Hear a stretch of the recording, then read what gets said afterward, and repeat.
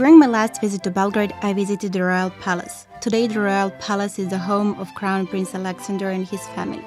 My goal was to find connections between Greece and Serbia. Our countries are connected through history, many events, but also some significant people. It was an honor to talk with Her Royal Highness Princess Katherine. Well, first of all, I'm proud of my Greek blood, just like I am proud of my husband's Greek blood. And because, as you know, he is the grandson of King Alexander of Greece, and his grandmother was Aspasia Manu. So he has the Greek blood like I have the Greek blood, and we're both proud of it. The first memories of a childhood never go away.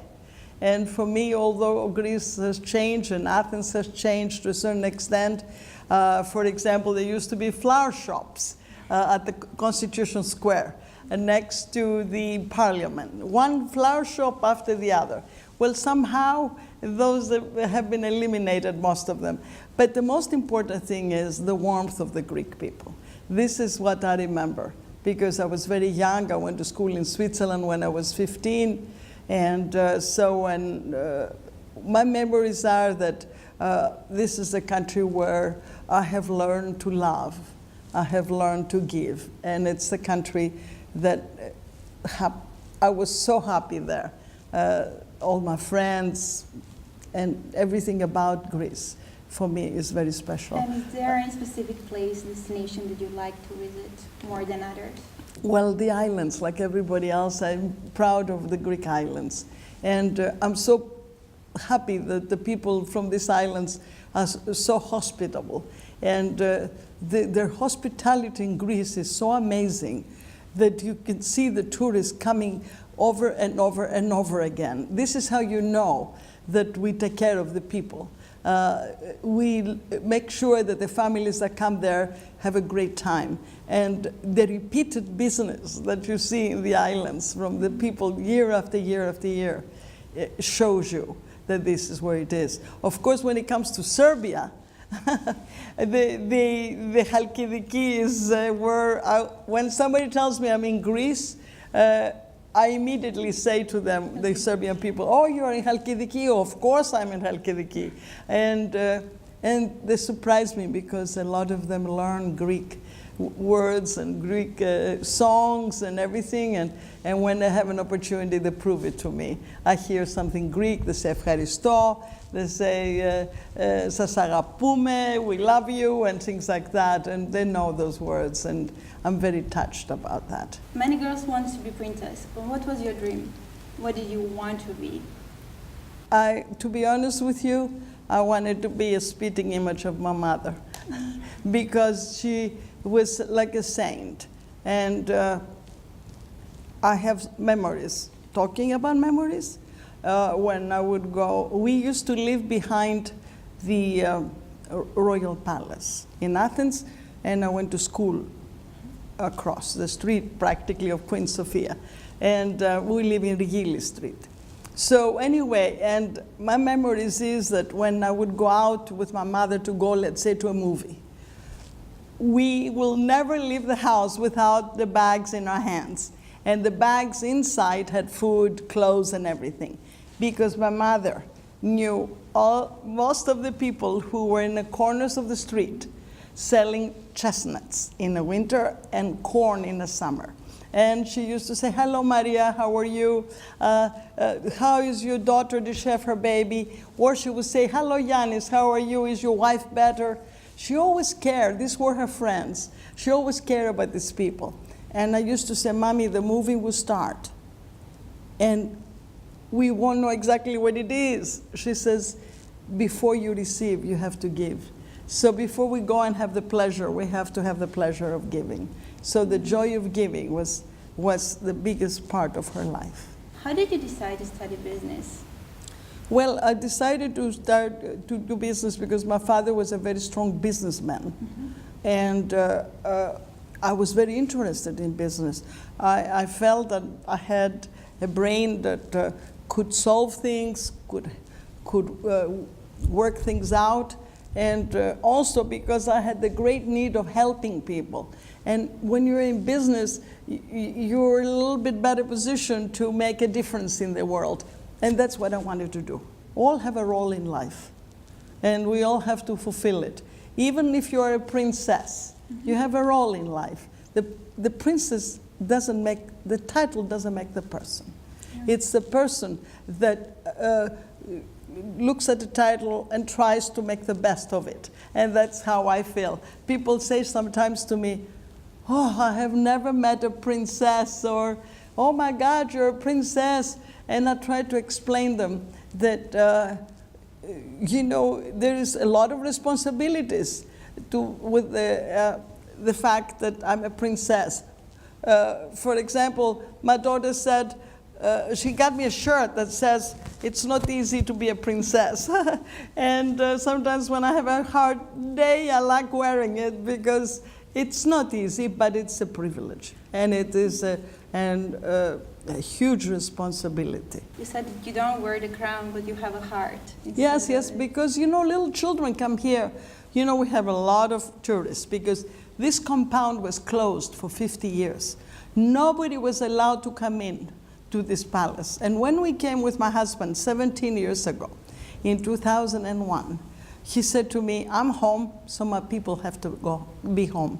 So we opened it right away to the pensioners, to the schools, to everybody, to see this beautiful, it's like a monument. How did you feel actually to adapt in the Serbian culture, because it's different than any other country you have lived before? Well, it's not much different from Greece. That's why the Greek people and the Serbian people are like brothers and sisters. It is so much similarity. I just don't really feel, I hardly feel I'm in another country, because the warmth, the goodwill, the intelligence, the strive for a better future, these are all the assets that the people in Greece have and the people here have. But every time my husband would sit in a chair, he would say, oh my God, maybe my father was sitting here, or my grandmother was sitting here, or grandfather, and then he would move on. And constant tears up and down the palaces, both of them, but especially this one, because he knew they lived here. And so he was much more emotional with this palace. What is the project that you're most proud of? From the whole foundations that you're having and you're patron of, what is the one project that you're the most proud? For Serbia or for Greece? For Greece and Serbia, you can choose one for Serbia. One well, you know, for Greece, we try to help the hospitals. I'm proud that we're able to go to the Children's Hospital and make a big donation, value like $500,000 from containers that we brought from America. I'm very proud of that. I'm proud of the institutions that we have helped, and we've been able to make some big changes in many institutions. And the biggest thing that I feel that we have, that both the Lifeline in Greece and abroad, is awareness. Sometimes people do a project and they're saying, oh, that's great. No. For me, first of all, there's no limit in how many projects I do and how much I help. There's no limit for that.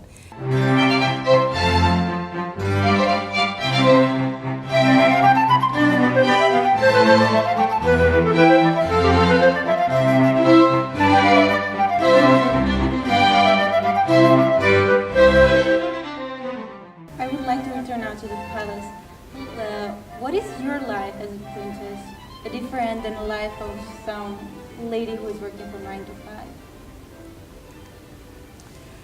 Everybody has their own expectations of life, and everybody has a different idea how they like to spend their life. I'm a giver. If you take me away from giving, you would kill me, basically. Because before I even got involved with Serbia, I was with Princess Irene of Greece in World in Harmony. And we were helping India. And we were helping, we were sending cows to India to help the babies to have some fresh milk and things like that. I was doing a lot of help, like in Burma. I made a lot of wells in Burma. So, you know, I care for people, generally. And I care to make a difference in this world. Because if you think, just think, All these people in this world, if they would make an attempt to make a difference, if they would care about others, not just for themselves. And I think it's all connected to the upbringing of one's children. I have to say that if we want this world to be caring, we have to start with the children. They are the next generation. They're the ones who will have to care for those who were in fire, let's say, and they have to run. If they see the parents running, if they see the parents caring, the children will also understand that. I believe in teaching children from a very young age the joy of giving. And I'm very grateful to my parents for doing that. I consider this title a gift from God. And for me, being a princess or being a king, a queen, or whatever, is really an opportunity to make a difference. When I was very young, I asked my mother, "What do you expect from me, Mommy? When I grow up, what would make you proud?" She says, "It will make me proud if you become a good example in life." We don't have enough good examples.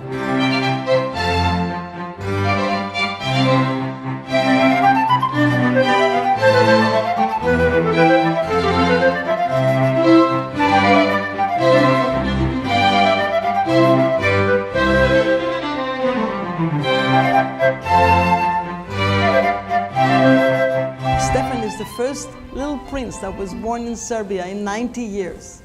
And when he was born here, the patriarch rang the bells. We have 90 bells in our cathedral. And he rang the bells right away to let everyone know that the little prince is being born. So we feel very blessed that we have had this opportunity. And our son married a Serbian girl. So the other two are not married yet, so they can have either a Serbian or a Greek. That's how it is. When they come here from abroad, what is the place that you are taking them? Well, we have a program this week because our grandson Nicholas is coming with Nicoletta, his wife, who is expecting, as I mentioned, and his parents-in-law. So we will obviously take them to Oplenac, which is the mausoleum of the family, where my husband's mother, father, grandparents are buried. This is a very important place to see. Then we go to Avala, to the unknown soldier. We take them to some restaurants to try our Serbian food, and we show them the beauty of this country and how the people are so happy and smiling in Serbia. And so I think that with love and care and enthusiasm, this warmth becomes contagious. And so that's what I also tell all the tourists we get. All day long we have tourists here, and we tell them, now you're the ambassadors of goodwill. You have to make sure you tell people around the world what a great country this is and how much we have to offer. Is there any special piece art that you like here the most? Well, yes, I like Monet. You know, I love that, and one of the Monets was the museum in New York, Metropolitan Museum, discovered we had the one they've been looking for, so my husband had agreed to send it to them as long as they restore it, which they did a great job. And we have the Palma Vecchio, which the Italian government restored for us, and we had Louvre that came here who are interested in all these paintings. Everything you see, all those paintings were bought by King Alexander. Unfortunately, during the war, a lot of them somehow disappeared, and several hundred of the paintings that are not here that they should have been here. Like thousands of books that were here are not here. So, but we're still lucky that the palaces are beautiful. A lot of work to restore them, a lot of work, which we have done mainly ourselves. And, you know, we get a little bit of help from the government as well, but it's been a struggle because we are anxious to make sure that those palaces stay with the glamour and the beauty that they deserve to have. And that's why we consider them, we say spomenik in our language, which is like a monument. We see those palaces like a monument. and we're very proud of them, and people love them. And the basement is fascinating. There's no basement like this anywhere in the world. The Russians did an amazing job down there. But anyway, we want as many people to come to enjoy, because it lost 50 years of having people coming and enjoying that. So I know King Alexander would have been very sad if he knew that the palaces were closed to the public. The people is our future, and we love them all. Today everyone can visit the Royal Palace. The tour includes the magnificent Royal and White Palace and the Royal Chapel dedicated to the patron of saint of the Royal Family. If you're visiting Belgrade, the Royal Palace should be on your list.